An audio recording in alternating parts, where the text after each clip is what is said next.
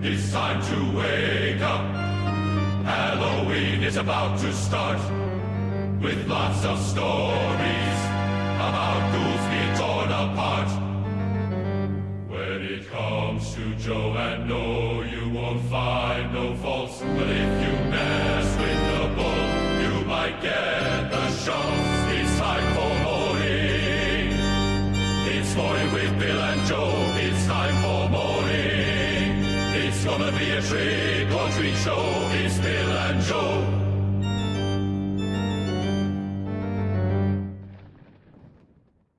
Hello and welcome to Mornin. I'm Joe. I'm not Joe, but I'm very happy about our guest, who also is a Joe. Actually, I'm happy about anything that's not Joe. Me So too. you're welcome for me, and you're welcome for Sarah Elizabeth Cupp, ladies and gentlemen. I love her so. We've known each other for way too long. Some say too long, but she's an amazing author, amazing columnist.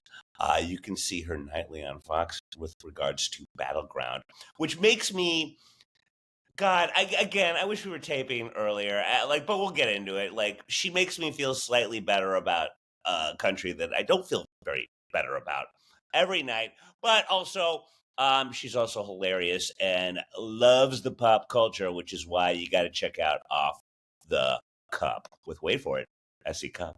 It's an amazing podcast about all things, not politics. We need a little bit of that. Hi guys. How are you, darling? I don't know. I'm okay. I don't know. What does that mean? Honest. I don't know. Ask me November 6th. Yeah. And then that's when I'll check in with myself and I'll let you know. By the way, on November 6th, I hope that you're in some sort of amazing beach far, far away from here. Ooh. No, Do you have anything like that planned? No, at Battleground. So it's Battlegrounds every night through the election, but we've already decided we're going probably 2 weeks past the election. By the way, we might not know who won 2 weeks after. You're important. Yeah. You're totally right. There's that. There's what will be inevitable legal fronts to cover, maybe recalls, recounts, audits, who knows, and maybe some fallout. So we are already planning on 2 weeks after the election. So no, I have no plans. Joe, edit all that out because that made me look ignorant by saying that she would be on the beach right afterwards. So I don't like that. Yeah. Okay. No, I mean, here's hoping, but it would have to be such a landslide, and those are not the numbers we're showing right now. It would have to be a landslide, a very convincing victory by someone for it to be over on election night. And we've got, some ballot counting, legal controversies in a number of our swing states that are going to make it impossible to know on election night. Even if it were a landslide, some of these ballots can't be counted until late on election night. Some folks want a hand counting of millions of ballots. I mean, it's insane what's happening on the legal front of all of these challenges this year. So we're just not going to know on election night. I feel pretty confident about at least that. Yeah, no, that beach is far away. It's far away. I'm so sorry. It's far away. It's okay. Well, it's an election year. I started this hashtag like it's an election year because whatever's going on, people who've been covering this for so many election cycles as I have, I know like months in advance not to do anything this year. And it's funny because my anniversary with my husband is November 2nd. And every 4 years, it comes and goes. It comes and goes, unacknowledged. Yeah. We do nothing about it because this is the reality of an election year. Oh, man. And this is one hell of an election year. Well, Joe, as you know, my favorite thing to do is to send stories our guests have written back to themselves with regards to stuff that we're going to talk about. And we'll get rid of the politics stuff real quick. But honestly, Ms. Cupp, I got to give you really good credit because I love this so much because it encapsulated, it narrowed down. As a kid, I was dumb and I like Cliff Notes. And you gave me such a great Cliff Notes version of there's nothing I could do. And there's only a few counties in a few states that really matter. And I'll read your wonderful words to you and butcher them. But basically what you were saying is, quote, I've spent the majority of this election cycle covering it in a way I've never had before. Laser focus on voters in 7 swing states. And those voters will matter the most. That's it, people. You're not in that area, I guess vote, but other than that, go to sleep at night because there's nothing else you can do. They're independents, moderates, and undecideds, and they are the stars in this election. Look at any battleground poll, and you'll notice a common thread. In those 7 states, Harris and Trump are statistically tied. In some cases, they are literally tied, and in others, they are separated by less than a point. These are the margins that's going to decide the election. There's a lot of good stuff that I'll actually let the cutie in question say. But essentially, I mean, again, if you're not involved in this umbrella, people, I don't know what to tell you. But, it's very funny because a lot of people have an outsized sense of self when it comes to how much they will matter this election. Yes. And if you are a base voter, sorry, you don't matter. If you always vote Democrat, you're going to vote Democrat down the ticket. Yeah, you don't count. If you're always, you're just MAGA all the way, you don't count either because you're all going to turn out. It's the people in the middle on the margins that are going to make the difference between these statistically tied candidates in these 7 swing states. So, I mean, you can kind of ignore all the other states. You can ignore Republican and Democrat-based voters. You really just have to look at these independent, moderate, and undecideds in the 7 swing states, and only the issues that matter to them to figure out where this is going to go. And there's not a lot of them. This race is going to be won by maybe 1,000 votes in Maricopa County or Erie, Pennsylvania. And that's it. Amazing. So it's a fun way to cover this election, but it's nice because I'm sort of tunnel vision and all the noise that happens at the national level, like on the cables, it really just doesn't factor in. In a weird way, I mean, on one half, it's very grim and glum to think about it that way, but also it's oddly comforting. Yeah. Yeah. Wow. It's like I can just sort of focus on how the Yankees screwed it up last night. Yeah, and the Mets. And the Mets. Yeah. But if you're the Haitian migrant pet story, drove me a little crazy because it was intended to. Yes. If you're worried about that, let me tell you something. Don't worry about that because the voters in the swing states that are undecided, they're not worried about it. That is not impacting their vote. I know I talked to them all day. They don't care. They wish that story would go away. It is not influencing their vote. So there's a lot of noise like that gets a lot of coverage and that gets people ginned up and angry or whatever. And it actually just it's not impacting this election. So it doesn't have to impact you. I'm giving you permission to not emotionally internalize some of this garbage. Well, Yeah. gosh. Well, Essie, we have a good story that we'll get to later that relates to that. But I'm curious, in your talking to these swing state voters, are they aware of their power? And are some of them growing a little sick with power? Like, what has been sort of your That is so you experience? Because if I were one of these voters, I would feel pretty good about myself. Yeah. Because You you wanna know be what? winded People want to down. feel significant. People want to feel that way. And they are. Yeah, they Do are. they and know they are? It's so funny because we look at a lot of focus groups of these voters, and I'll be like, didn't I see you in the last focus group? Like, do you just like showing up in these focus groups? Like, But that would so be me. If I was in Maricopa, I'd go there for the free muffins. And He'd have a dozen in his why bag. are you out here in Wilmington, North Carolina? I just saw you in a focus group of Arizona voters. No, that's Oh, man. I'm half kidding. But I mean, there is a lot of skepticism about who are these voters? How could they actually be undecided? Aren't they sort of, isn't this like a gag? And truly, when you drill down, when you talk to them, it's not that they're ill-informed. It's not that they've been waiting to plug in, to tune in. They don't like either of these candidates. They really don't. And they are really having an internal battle in themselves of who they like less. And who they dislike the least, in a sense. So I tend to take most of them at their word that they are truly undecided. And they'll say, look, last year I voted for Trump, the year before I voted for Hillary, or whatever it is. So many people that voted for Trump claim they also voted for Obama. I mean, but I think that's We've accurate. heard that too. Yeah, that's a wild stretch.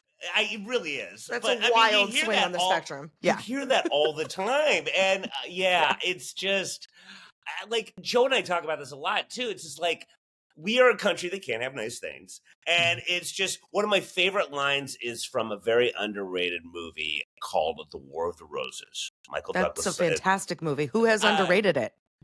Well, I just don't think no one talks about it anymore. Oh my God, it's so good. It's such a classic. It's the best. Danny DeVito's in it. Like all the great parts of Romancing the Stone in a movie about divorce. And Danny DeVito has the best line in the movie. He's like, when he's talking about divorce to Michael Douglas, he's like, there are no winners in this. There's just various degrees of losing. Yeah, exactly. And if we can just realize that, I feel like the decision's a little easier, but yeah. Yeah, I mean, listen, I don't think there are perfect candidates here to choose from. And for where I sit as a conservative, conservatism is just not on the ballot. It's just not there. Isn't. Oh my God, yeah. It's not in anyone. It's not in JD Vance. It's not in anyone. It was barely in there when Nikki was running. So I'm completely orphaned, but I feel like a lot of people think there are no perfect choices here. And it's been a long time since we've had choices that we really liked. I think people feel like when, probably 2008 and Obama for Democrats, maybe Reagan for Republicans, or, McCain. I don't know. Even McCain was a sort of controversial inside the party. Mitt Romney was good, but like there were lukewarm feelings about him. I feel like the last time Republicans were really enthusiastic and like would defend a guy to the death, it was Reagan. And I feel that way about Obama. And it hasn't been since then that either party has been like, no, these are absolutely the best people we have. No. Yeah. We know they're not. Yeah. Do you think it will ever get back to that? Yeah. That's a good question. Not like ideologically, we'll never get back to, I think, where we were. And there's I think a part of us now in America, we're just sort of, we're now conditioned for this kind of tribalism and this kind of blood sport. But will we get back to selecting candidates that we feel reflect the best of us instead of saying, well, if it's my guy, it's not as bad. If it's your guy, it's terrible. But my guy is allowed to do it and it's fine. I don't know. I mean, we've gotten really used to and really good at doing that. Yeah. I think Democrats made a lot of awful excuses for Hillary Clinton, who was a terrible candidate. Whatever you think of her politics, she was a very flawed candidate from the beginning. Oh, yeah. And it goes without saying for Republicans and Trump, everything they've excused and jettisoned. We're so used to doing it now, and there aren't consequences. No one punishes you for being hypocritical or intellectually dishonest or inconsistent or a liar. So if there's no incentive to like straighten up and tell the truth and find good candidates and stop making excuses for bad ones, I don't know why we would stop doing that. I feel, and again, ideally maybe November 20th, it'll start to pass as far as you're concerned. But I kind of equate you to a doctor at a dinner party where, like, I always feel bad for doctors if they go to, like, anywhere where they're unwinding, long day at work. They go to, like, a dinner party and they're like, hey, doc, as they're juggling their little cocktail. I got this thing in my ear. Yeah, I've done that many times. Yeah, but I like, you get that with you get that right now with the election. Like, there's no off time. Like, everyone just wants Bill, it's so funny. I was in the Philadelphia airport. I was flying to North Carolina. This is where I live, swing states. And I'm walking through the airport looking very unapproachable, as I tend to do, with like dark glasses. You and Joe are very much alike in that sense. not because of being recognized. I just don't want to talk to people at all. For any like reason. Joe. Yeah. Don't ask me for help. Don't ask me the time. Just leave me alone. But anyway, this guy walks right up to me. No hello. No, are you SC? Are you the lady from? Just walks right up to me. He goes, "Is Kamala gonna win North Carolina?" And I go, I don't know. Like you're an oracle. Yeah. Like I'm Zoltar. He just put a quarter in me. I'm like, I don't know. And he was so disappointed. He was like, really? Like I'm holding out on him. Like I actually do know, but I'm just not telling anyone until the election. I don't know, but it's literally like that. When people do that, you should just totally F with them and be like, you know what? Look out for Jill Stein. It's I think... Give them what they deserve. Give them what they deserve. RFK is looking really good. Don't tell anyone. Oh, man. I like to imagine, though, that guy in the airport can't talk to anyone else about this. Maybe in his circle, his family. Yeah, totally. It's either too taboo or they talk about it all the time. So he's checked out. Yeah. So finally he saw you and he saw this like oasis of opportunity that he doesn't normally have. He took it, man. So he took it. It's flattering. It is. It's flattering. And maybe they don't trust the people around them, what they know or what they think or whatever. And I feel that distrust all the time. And that's really sad. But I don't know. I mean, I like that I'm seen as trustworthy because I hope I get out there and I show people every day that I'm not going to lie to you. And even if you don't agree with me, I'm just going to tell you what I think and what I see based on evidence. But it's a lot of responsibility and it's a lot of pressure to to be treated that way. But I take it pretty seriously. This is a serious job, and I've seen so many people, Bill, especially that you and I know, who go out there on giant platforms and completely lie, completely gaslight for sport. And I just won't. I'll never do that. I know, that's why I love you, and we're annoying you, but we have to use your big brain, and then we'll get to some fun stuff that matters not for anyone. Excellent. But I'm told I would ask this, I'm told that you're both women, and as a result, how much of these tiny little counties and these tiny little parts of bigger communities that are going to matter, how much of that is going to matter on who the women in those specific areas vote for? I wonder if that's just it. And everything that's going on, well, you tell me. It is and it isn't. So white suburban women are going to be really important in terms of Trump's turnout. Do we stay home? Do we, in fact, migrate over to the left and pull the lever for Kamala? Right. And in the same way that we were a important voting bloc in 2020, will be that same important voting bloc this year. For Kamala, though, Black women are going to be really important to her. That's part of her base, though, and she's not got enough of her own coalition showing up yet. Yeah. He's running a base election where he's really just turning out his base, and he's got every base voter that's there for Trump is going to go out. Yeah. She's really running a margin election where she's got to get her base to come back up to where it's been historically. She's not at the numbers that Joe Biden was at with Black voters. She's not at the numbers that other Democrats have been at with Hispanic voters. So, or young voters, frankly, because of the Gaza issue. So the voters that you would rely on as a Democrat, including Black women who are huge election turnout drivers generally, she can't completely count on. So women will play an important role in this election as always, but it's kind of different women for both candidates.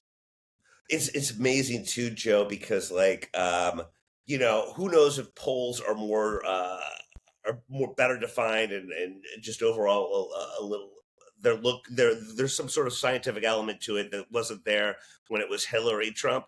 But you look at the polls with Hillary and Trump at the same area, and you look at how far ahead Hillary was in the quote unquote polls versus Kamala right now. And that I think is interesting. And that's why I ask about the women too, because I'm wondering sometimes is it one of those things where a woman in a household is just sort of I'll say to everyone, and I will act accordingly, that I'm going to be like the household and vote for Trump, but secretly had enough.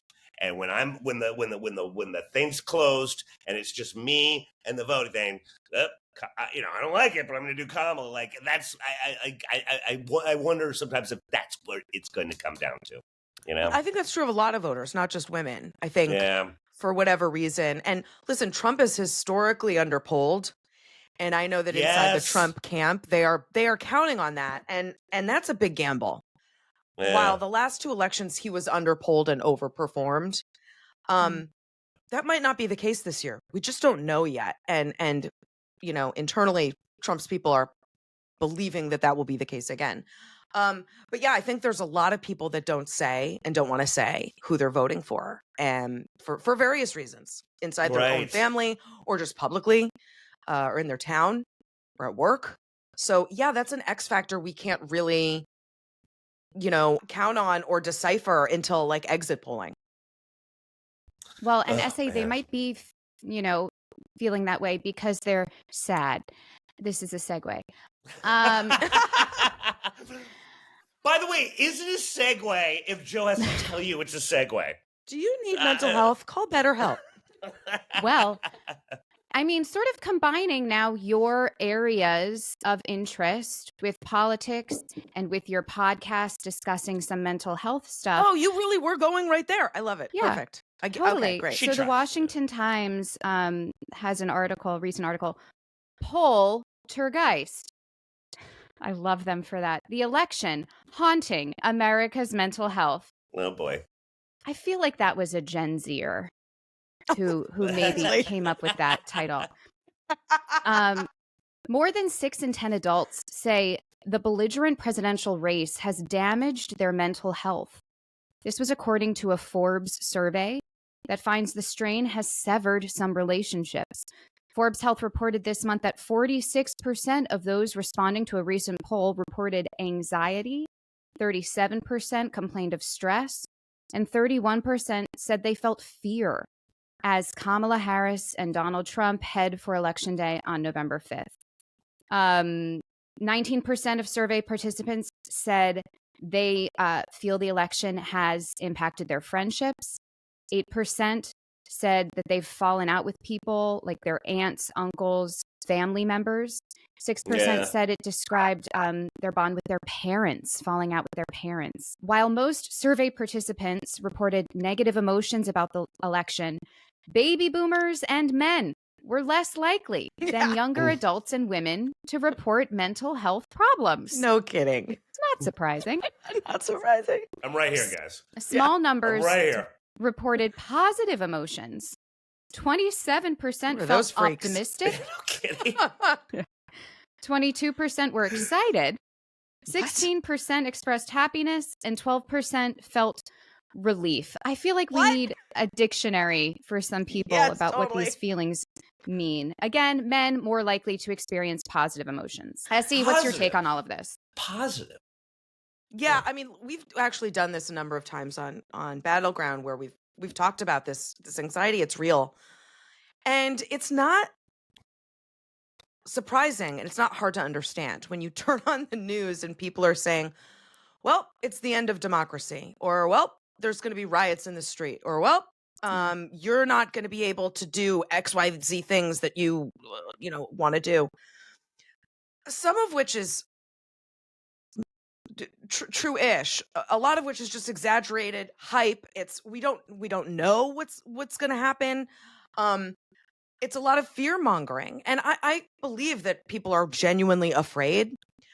But I think if you are not someone who watches a lot of cable news, if you're not someone who's on Twitter all day long, if you have genuine relationships with friends and family, and politics is not the center of your life, I think you're probably less likely to be that anxious or stressed. But between the ads bombarding you, primarily in the swing states, but everywhere, they're everywhere, because everywhere, congressional members are up.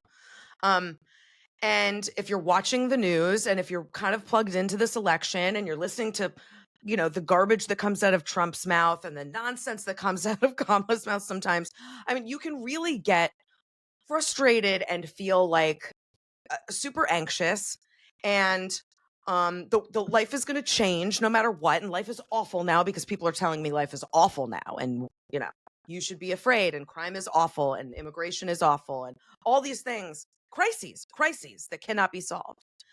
How do you process that? And I know I feel overwhelmed by it, but I have to cover it. I don't have the luxury of turning it off. A lot of other people do, and that's what I would recommend.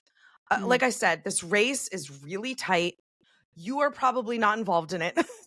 You are probably not important. I love that. I love it so much. Like, go about your day and have real relationships centered around real things that matter, not politics.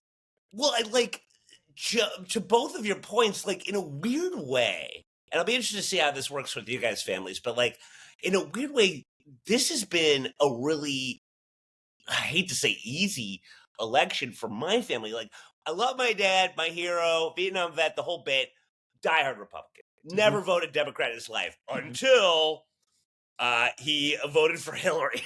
Until he voted for Biden. And he talks about how much he don't like Kamala, but he's doing that as well. Right. And like my brother, my youngest brother, you both know, like he would always get into it with my dad. I go along to get along. I hate that kind of crap, but in the dinner table, they would always kind of go at it.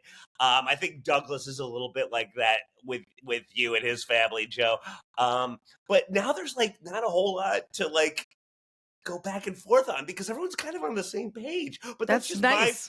That's my family, and I realize I am not the norm. I don't know what it's like with you guys right now, but yeah, I mean, we're weirdly like. Here's a great word: simpatico. Simpatico. Everyone loves that word. It's as good a word. That as sounds moist. really nice. Yeah. Well, Bill, and I'm sure you get this too, because we both used to work for Fox News Channel. Yes. I have a large, very religious family, so they do tend to lean conservative.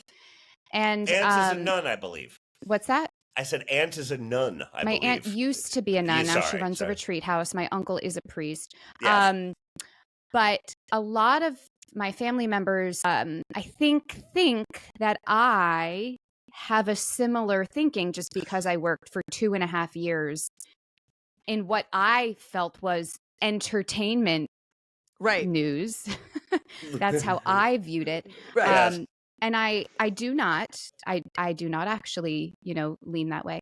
So those conversations are always really interesting because they're almost framing things as a right, like a you agree with me, like you're with me, right? Yeah. And I am not confrontational. I'm a Libra, and I Libra.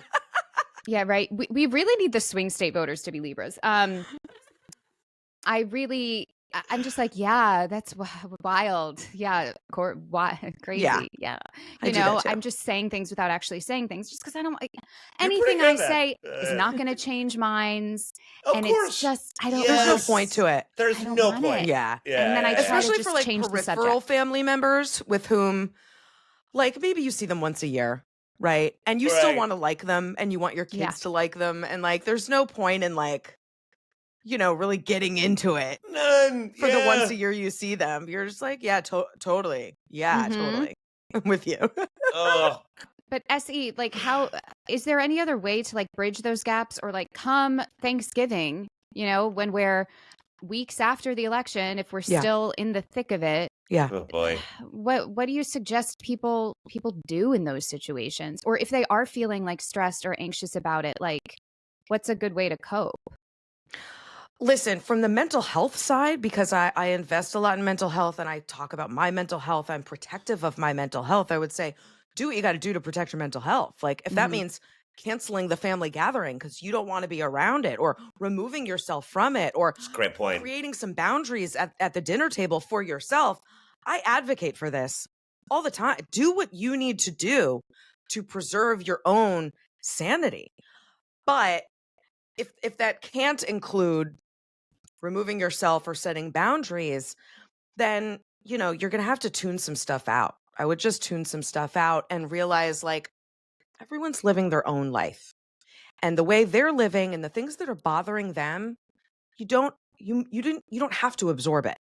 You don't have to take on their problems too. Don't die twice. If it's not your problem, don't absorb their problems, their hysteria, their concerns, their sadness, their frustration, their gaslighting, their conspiracy theories. It's okay to let them go off and be who they are and you stay who you are. But listen. That's great. That's well said. Yeah. Holidays are going to be tough. They're going to be tough this year. And also just like, I always go back to the fact, like growing up, and it's a very Midwestern thing, but you really are taught, and people would deviate from all the time, but you are taught, like, don't talk about religion, don't talk about money, where did that and don't go? talk about politics. Like, no, that's gone. Like, Gone. that is not a thing anymore. Yeah. Like, but it was a good rule. Yeah, there's other things to talk about, but like, I guess there isn't anymore. There really doesn't seem to be. But yeah, man. Ugh. But Bill, there is reality TV. There's always that. Yeah. Thank God for that. And Bill, don't you have a story? Yeah, and this is great too, because it involves, let's face it, at this point, kind of a coworker, Andy Cohen. Okay. And but it's also just like, you'll both be able to speak to this. Andy Cohen, on a recent Watch What Happens, talked about I think it was the top 6 guests he was the most nervous about having on. Oh. And I think both of you can speak a little bit to that. Are like most like housewives to have on, or just guests? Overall. And so during a recent, I'll get my I bet I could guess my some. Cliff Notes. Give me a guess. Well, I would say I would put Mariah Carey on top. Did he say Mariah Carey? 100%. Nailed it. Ah! Nailed it. Number two. Yes. She's number 2? Yeah. Because I mean, she's intimidating, and even if you love her, it's not a question of being a fan. Like, you just don't know how she's gonna. Well, now you're making me skip all the way down to Mariah Carey. Basically, here's how he. This is a good lesson for all you interviewers out there.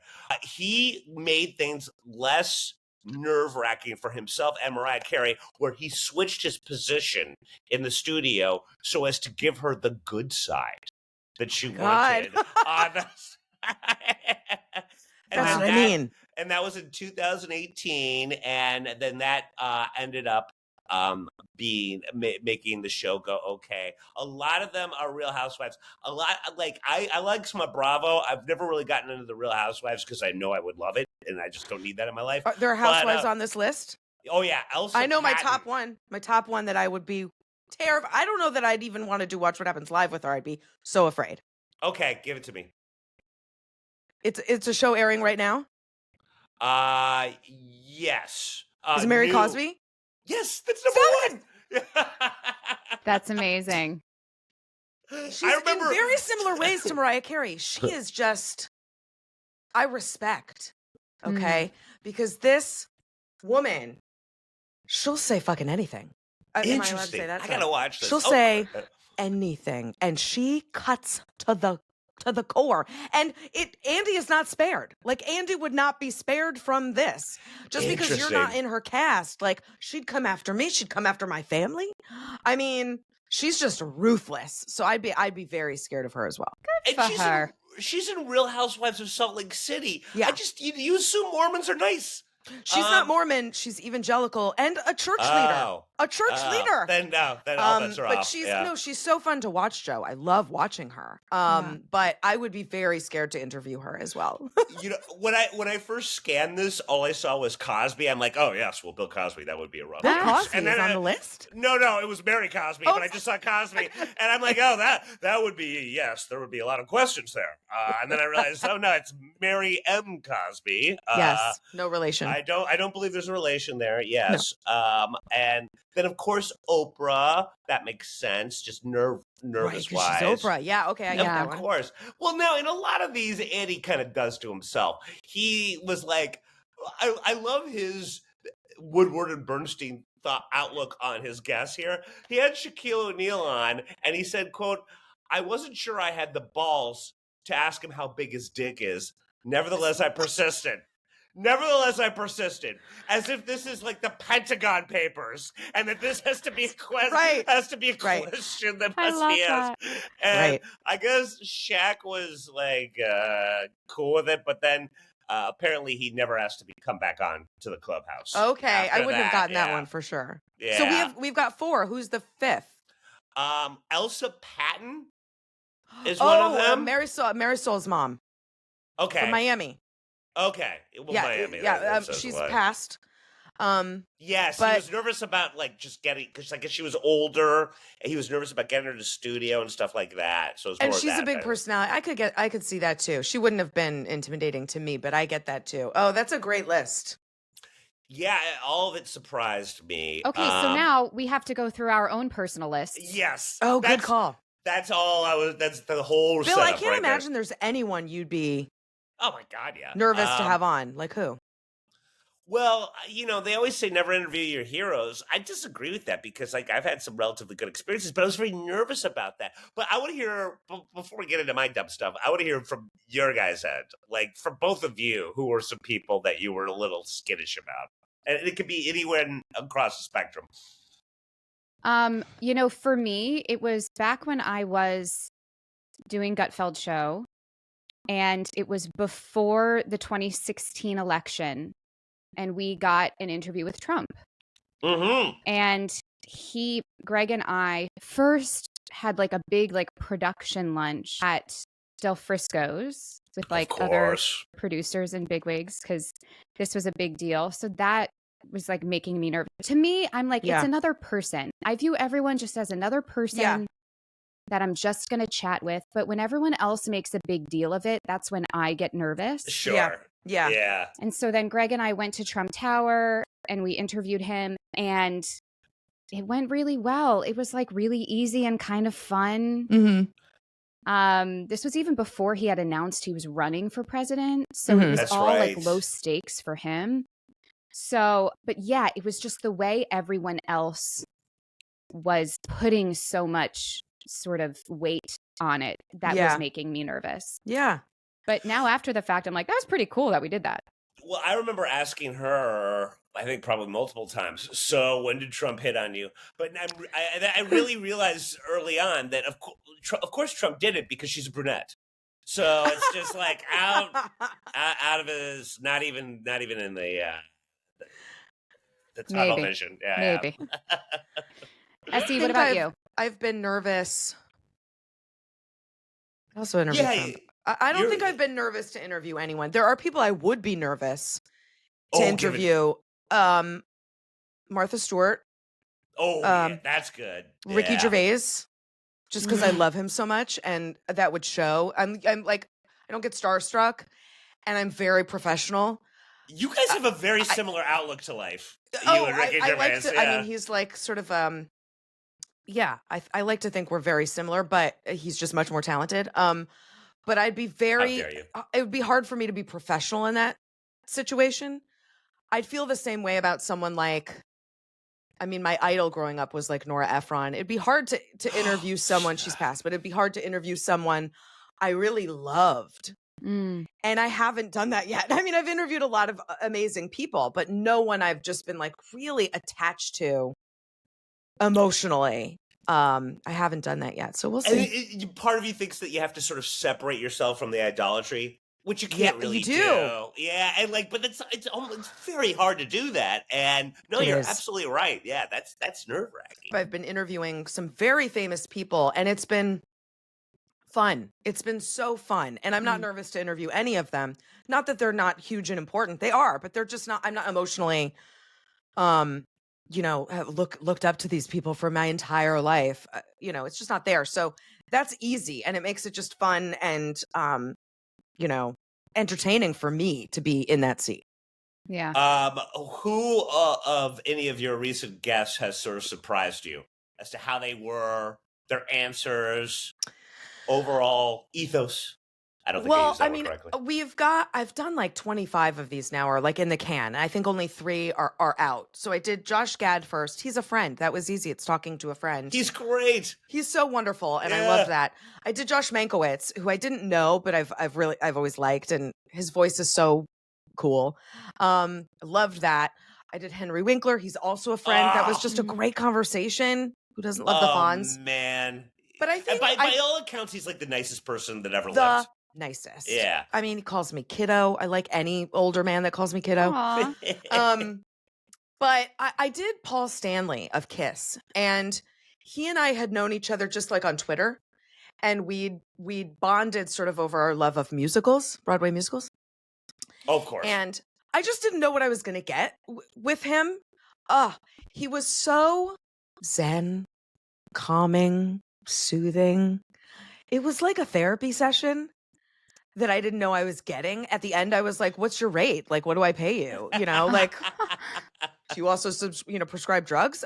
It was so great. And who could have anticipated that, No and so kidding. I didn't, but I'm excited for his to come out because it was coming. And then Larry Wilmore comes out next week, and his was great. So Hollywood. I mean, stories of Carl Reiner and like writers' rooms.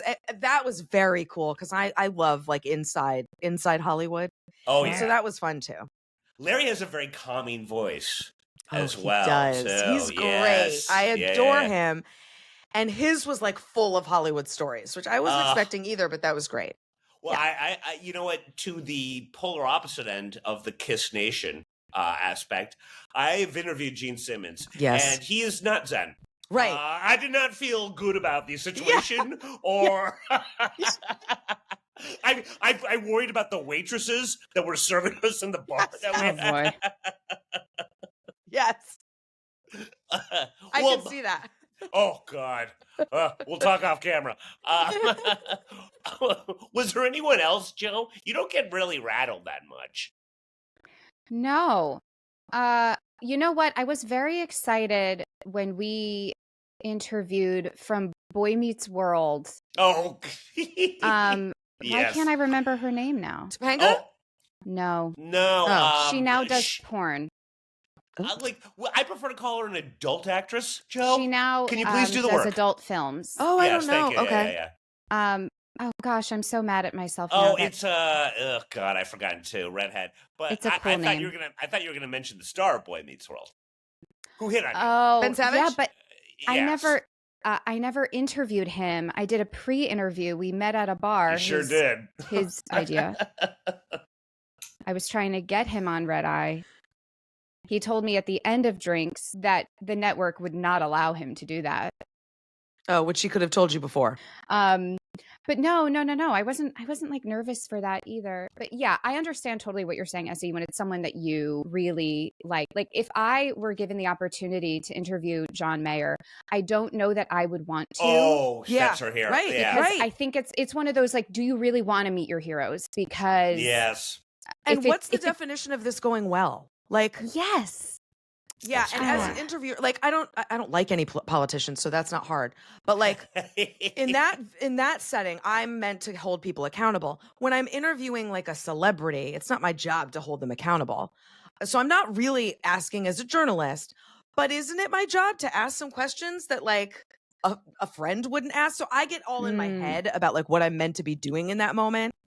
In that interview. Yeah. And like, so what would be a successful interview with John Mayer? Like, would it be that you guys got to be friends at the end? Or would it be that you really like asked him some uncomfortable questions and got some interesting stuff out of him? I don't know. And that's the issue though. And this is where Bill and I differ. I hate making people uncomfortable. Right. Bill will always, and I mean, you got to have one of us. I think I'm I'm the sweet icing. I butter you up.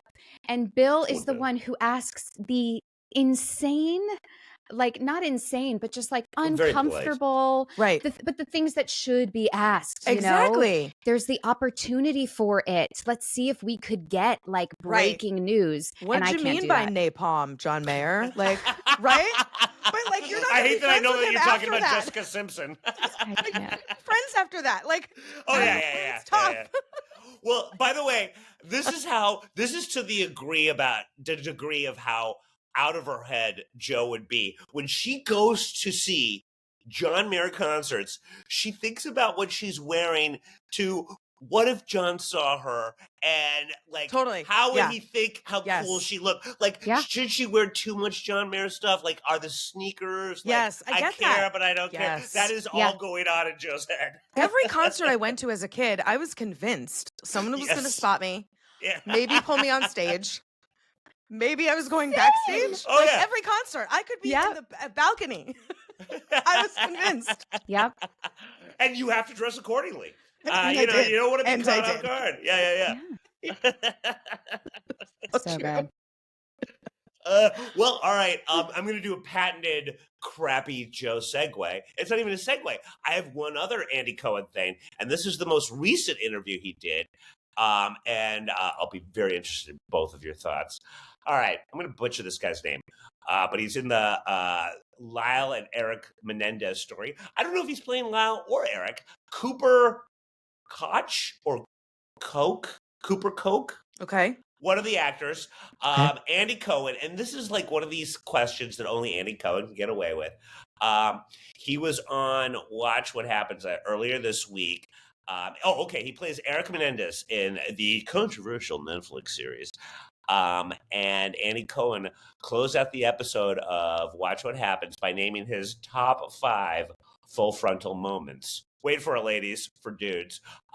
When he referred to Mark Wahlberg's prosthetic Dawn, this guy immediately knew where he was going with it. Because, of course, he did. And he interrupts him and says, of his own nude scene, Andy, I just want to say, mine was not a prosthetic. And you see Cohen's eyes light up.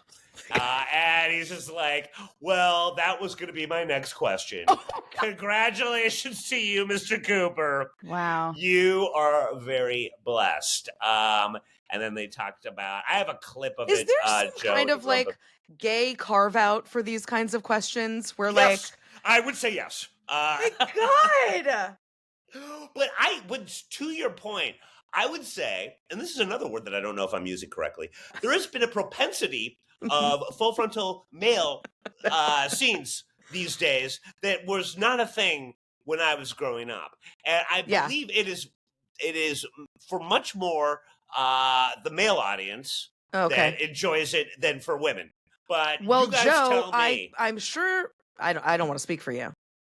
Oh, please do. But it's better hearing you. I don't know a woman who is like turned on by a full frontal. It's like that Seinfeld episode where Elaine's like, no, it's like the male body is utilitarian. It's like a Jeep. Like we don't, it's not like, it's so true. Like we want to look at. Yep. Yeah, no, it's a bit aggressive. It is aggressive. You know?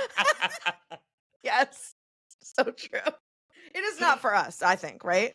No. That is, I don't want to mansplain, but I kind of had a feeling that this was kind of where you guys are going to go with this. It's not for me, man. Don't do that for me. No, and you know what? I think the tease is way better than full frontal. Do you remember in the end of Gone Girl? Yes. Everyone was losing their minds over Ben Affleck. Shower scene at the end. Right. It starts with his bottom. I sound like an old lady. His bottom.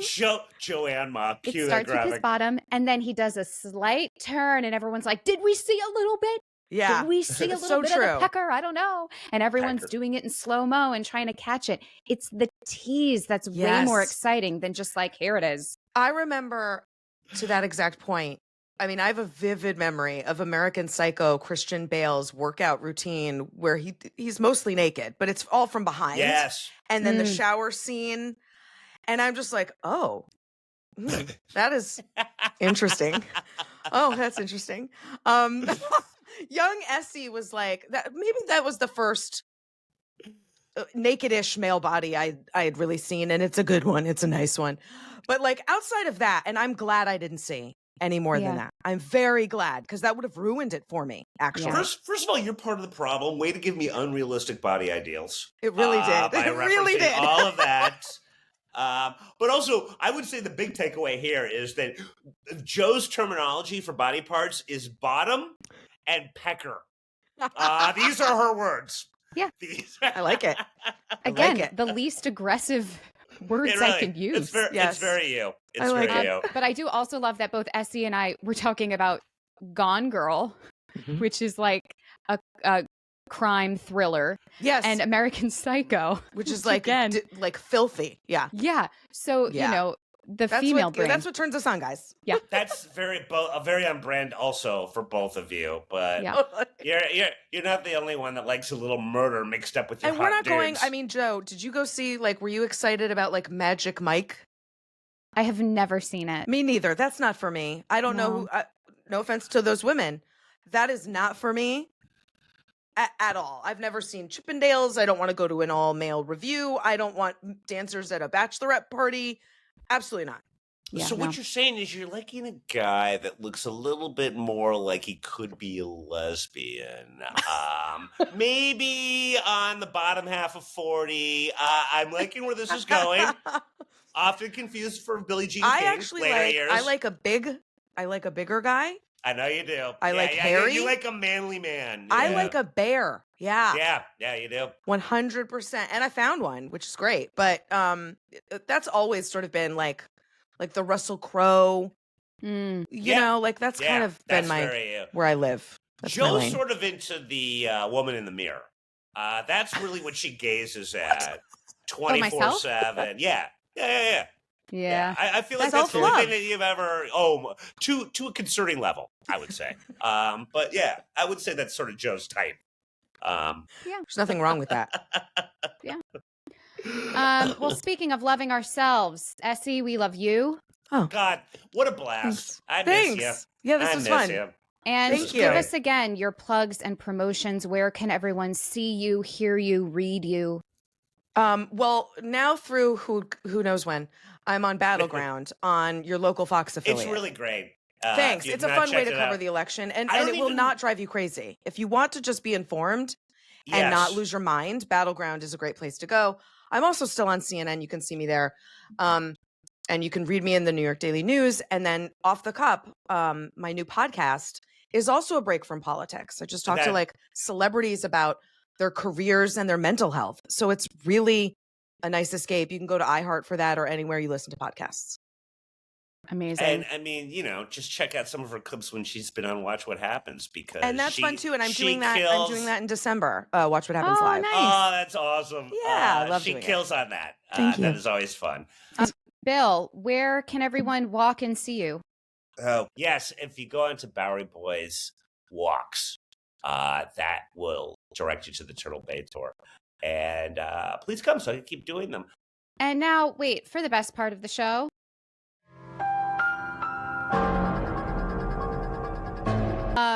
By the way, her name is Maitland Ward, the actress who was on Boy Meets World. Maitland Ward. Okay. Everyone, thank you for watching or listening on Spotify, Apple, wherever you get your podcast. We appreciate you, and we'll see you next week. Take care. I'm sure glad that's over. That's all for this episode of Mornin with Bill and Joanne. I wasn't even listening. I was listening to podcasts. Shut up, Bill. Subscribe to the show on Apple, Spotify, or anywhere you get podcasts. Yeah, I wasn't listening either. Very nice, Joanne. Touché. For videos of this and other episodes, go to @MorninBillAndJoe on YouTube. Bill, put the sword down. Run, Joanne, run! Like, subscribe, and turn on notifications. We would do it for you. Okay, that's a lie. I never liked your show. Sorry, wasn't listening. See ya!